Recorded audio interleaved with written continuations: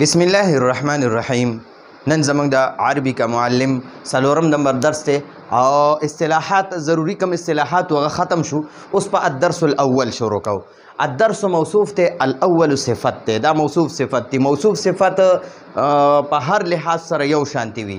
ٹھیک شو په دې کې به ان شاء الله بیا رستو باسونه کو. اوس مختصر وایو الدرس الاول اول درس. الدرس الاول اول درس کلمه او د دې قسمونه، یعنی کلمه او د کلمې قسمونه. کلمه څه ته وایي د دې تعریف په زده کو او بیا د دې څو قسمونه دي نو هغه قسمونه به زده کو او د هر قسم به بیا تعریفونه وایو. نو اوس اول د کلمې تعریف زده کو چې کلمه څه ته وایي.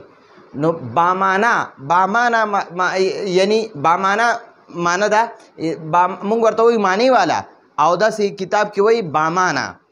نو بامانا معنا ده معنی والا لفظ. معنی والا لفظ ته کلمه وایي چې د کم لفظ معنی وي که نه هغې لفظ ته کلمه وایي او چې د کم لفظ معنی نه وي هغه ته کلمه نه وایي. ټیک شوه. اوس وګورئ قلم دی قلم. نو قلم خو ګورئ قلم دا زما لاس کې چې دی د نوم دی قلم. دا یو لفظ دی. دا قاف لام میم دا قلم دا یو لفظ دی او معنی ده ځکه دې قلم ته وایي لیکلو والا سیز ته قلم وایي.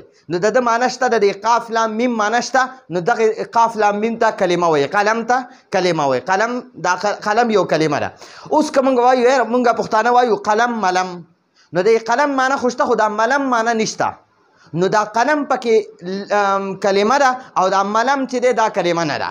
نو چې د کوم لفظ معنی وي هغه لفظ ته کلمه وایي. لکه اوس موږ وایو قلم ملم نو قلم دا کلمه ده او ملم کلمه نه ده. کتاب میتاب کتاب کلمه ده دا میتاب کلمه نه ده. بورډ دا کلمه ده او دا موډ دا کلمه نه ده ځکه د دې معنی نشته. دا زمونږ په دې پښتو کې هسې ویلی کېږي. نو بامانا یعنی معنی والا لفظ ته کلمه وایي. بامانا یعنی معنی والا لفظ ته کلمه وایي. معنی والا لفظ ته کلمه وایي. معنی والا لفظ ته کلمه وایي. اوس کتاب دا ځان له یو کلمه ده. که کتاب نوم چې دې واغېستو نو د دوه ګتو منځ کې چې هغه کمې پاڼې وي بس دقې ته بیا کتاب ویلی شي. اوس قلم دی نو دا قلم ځان له یو لفظ دی دا کلمه ده. انسان دا ځان له یو لفظ دی دا کلمه ده. ګورئ اوس اسم ځان له یو لفظ دی نوم ته وایي دا هم یو کلمه ده. فعل ځان له یو لفظ دی دا هم کلمه ده. حرف ځان له یو لفظ دی دا هم کلمه ده. ښه دقه شانتې ورسره اوس بل ولیکو ده ضربه معنی ده هغه وخل وکړه دا هم یو کلمه ده. ټیک شوه. نو د کم لفظ چې معنی وي هغې لفظ ته کلمه وایي. د کم لفظ هم چې معنی وي که نه هغې لفظ ته کلمه وایي. او د کلمې درې قسمونه دي. د کلمې څو قسمونه دي؟ درې. معنی والا لفظ ته کلمه وایي او د کلمې بیا درې قسمونه دي. یو قسم دی اسم، یو قسم فعل دی، یو قسم حرف دی.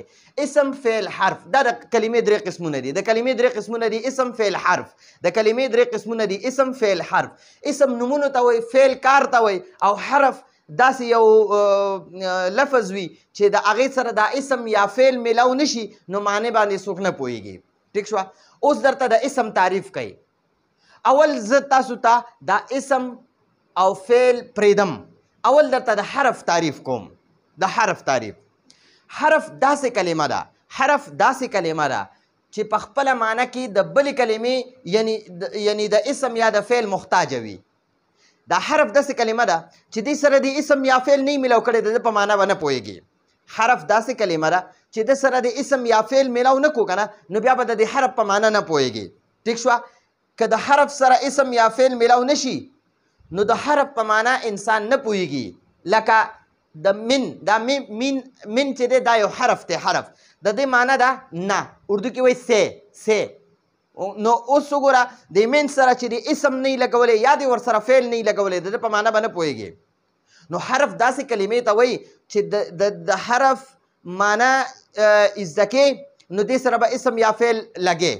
دا حرف په خپله معنی کې د اسم یا د فعل محتاجه وي. حرف په خپله معنی کې د اسم یا د فعل محتاجه وي. که ته وایې چې زه د حرف په معنی پوه شم نو دې سه به اسم یا فعل لګې نو بیا به د حرف په معنی باندې پوهېږې. نو دا خو مې لږ مختصر درته ووي بیا به مثالونو سره درته وایم. اوس اسم داسې کلمه ده چې په خپله معنی کې د بلې کلمې محتاجه نه ده.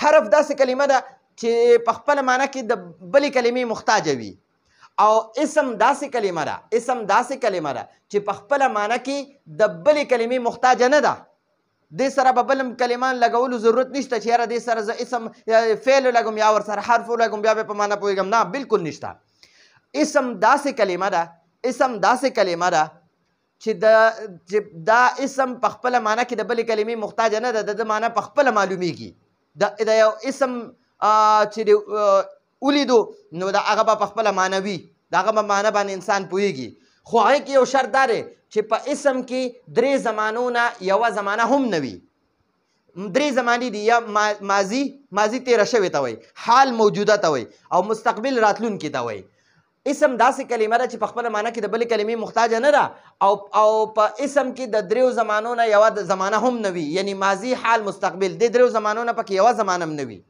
لکه رجل معنی ده یو سړی نو دا یو سړی چې دی دا د کې نه ماضي شته نه حال شته نه مستقبل یو سړی حامد دا د یو سړي نوم دی ضربون دا د یو کار نوم دی وهلو ته وایي طیب معنی ده ښه یا پاک هو معنی ده دا هو دا ضمیر دی دې ته اسم ضمیر موږ وایو دا د اسم په ځای استعمالیږي نو دا هم اسم کې راځي نو هو معنی ده هغه یو سړی نو دې کې نه د ماضي ضرورت شته نه پکې د حال شته نه د مستقبل شته انا معنی ده زه دا انا ضمیر دی نو دا هم اسم ضمیر دی دا مونږه اسم ضمیر وایو نو دا ضمایر هم اسمونه دي او دا اسمونه چې دي دا هم اسمونه دي نو ګورئ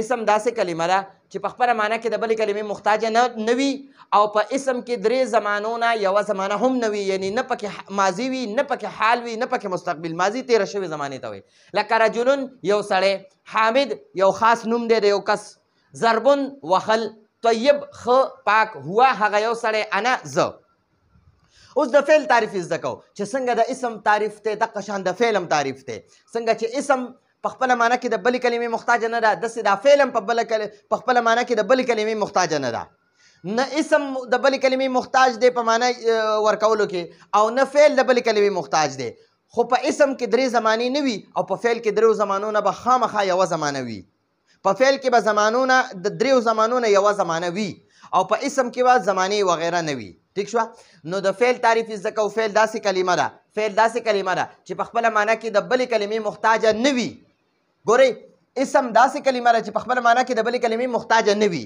او فعل داسې کلمه ده چې په خپله معنی کې د بلې کلمې محتاجه نه وي د دې ځای پورې د دواړو معنی دا دواړه تعریف یو شانته شو او د 3 زمانو نه اوس د فعل ګوره اسم چې دی 3 زمانو نه پکې یوه زمانه هم نه وي او فعل کې د 3 زمانو نه پکې یوه زمانه خامخا وي یعنی ماضي تیره شوې حال موجوده او مستقبل راتلونکي لکه ضربه معنی ده هغه یو سړي په تیره شوې زمانه کې وهلو کړه نو دا تیره شوې زمانه ده ضربه هغه یو سړي په تیره شوې زمانه کې وهلو کړه ذهبه هغه یو سړی لاړو په تیره شوې زمانه کې یعنی په ماضي کې یعنی په تیره شوې زمانه کې اوس دا یذهبو چې دی یذهبو هغه یو سړی اوس ځي دا د حال معنی ده یا به په راتلونکي وخت کې لاړ شي ٹھیک شوه نو دا خو د فعل تعریف و اسم په خپله معنی کې د بلې کلمې محتاجه نه وي او 3 زمانو نه پکې یوه زمانه هم نه وي او فعل په خپله معنی کې د بلې کلمې محتاجه خو نه وي خو 3 زمانو نه پکې یوه زمانه وي اوس دلته موږ له یو نوټ راکړی دی نوټ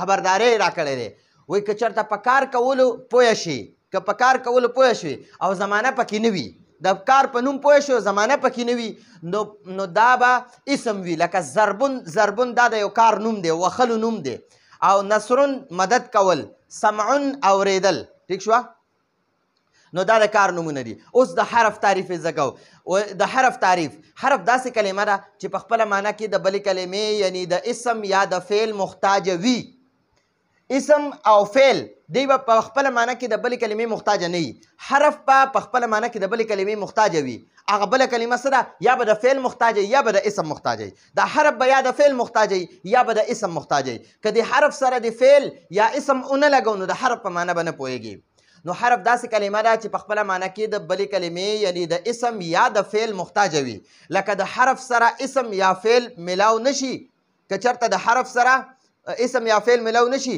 نو د حرف په معنی انسان نه پوهېږي لکه د من معنی ده نه اردو کې وایي سه او د علا معنی ده باندې اردو کې وایي پر او د فی معنی ده کی اردو کې وایي میں او د اله معنا ده طرف ته یا پورې دا دوه معنی کوو مونږ. نو دې سره به مونږ د حرف سره به مونږ یو اسم یا یو فعل لګو نو بیا به مونږ د حرف په معنا پوهیږو. اوس من معنا ده نه. اوس دې سره دا اسم المسجد ولګوه. من المسجد مسجد نه یعنی مسجد سے. نو ګوره اوس په معنا د من په معنا د حرف په معنا اوس پوهیږي. من المسجد مسجد نه. ذهب زید الى المسجد. ذهب زید زید لاړو. د ذهب معنا د لاړو او زید معنا د زید لاړو الى المسجد مسجد ته جماعت ته. زید جماعت ته لاړو. ٹھیک شو. نو د اله حرف ته اله دا اله حرف ته د دې معنا ده تا یا پورې یا طرف ته. نو ګوره د سره چې یوم ورسره اسم ولګو دا یوم ورسره فعل ذهبه ولګو او دا دوه اسمونه زید او مسجد دا دوه اسمونه ورسره ولګو. نو اوس مونږ د اله په معنا پوه شو. اله حرف ته. جلسه زید زید کېناستو علی الکرسي په کرسۍ باندې. نو د اعلی حرف ته د اعلی حرف ته دې سره یو فعل او دوه اسمونه ولګول. نو اوس مونږ د اعلی په معنا باندې پوه شو. ٹھیک شو. نو جلسه زید علی الکرسي زید په کرسۍ کېناستو. زید فی المسجد زید په مسجد کې دی جماعت کې دی. نو دا فی پکې حرف ته. نو دې سره یو دا دوه اسمونه ولګول. نو اوس مونږ د فی په معنا پوهیږو. د فی معنا د کې. نو صرف کې کوه په معنا به نه پوهیږي. خو چې د سره د اسم ولګو زید فی المسجد زید جماعت کې دی نو اوس په معنا باندې پوهیږي. نو دا زموږ سره د کلمې تعریف و. کلمه معنی والا لفظ ته کلمه وایي او بیا د کلمې درې قسمونه دي اسم فعل حرف. د اسم تعریف هم وکړو چې په معنا کې د بلې کلمې محتاجه نه وي او درې زمانې هم پکې نه وي لکه رجل فرس قلم کتاب. او د فعل تعریف فعل هم د بلې کلمې محتاجه نه وي په خپله معنا کې او خو دې کې دریو زمانو نه یوه زمانه خامخا وي. یا به ماضي وي ماضي تېره شوې زمانې ته وایي یا به حال موجوده وخت ته وایي او یا به راتلونکي وخت ته وایي مستقبل ته وایي. دا به دریو زمانو نه به پکې یوه زمانه خامخا وي. او حرف داسې کلمه ده چې د دې معنا د بلې کلمې د اسم یا د فعل د ملاوېدو نه بغیر نه معلومیږي. نو دې سره به اسم یا فعل ملاوي نو بیا به د حرف په معنا پوهیږي. نو دا زمونږ د نن ورځې درس و. راتلونکي درس پورې اجازت غواړو. هذا هو المرام والله اعلم بحقیقة الكلام.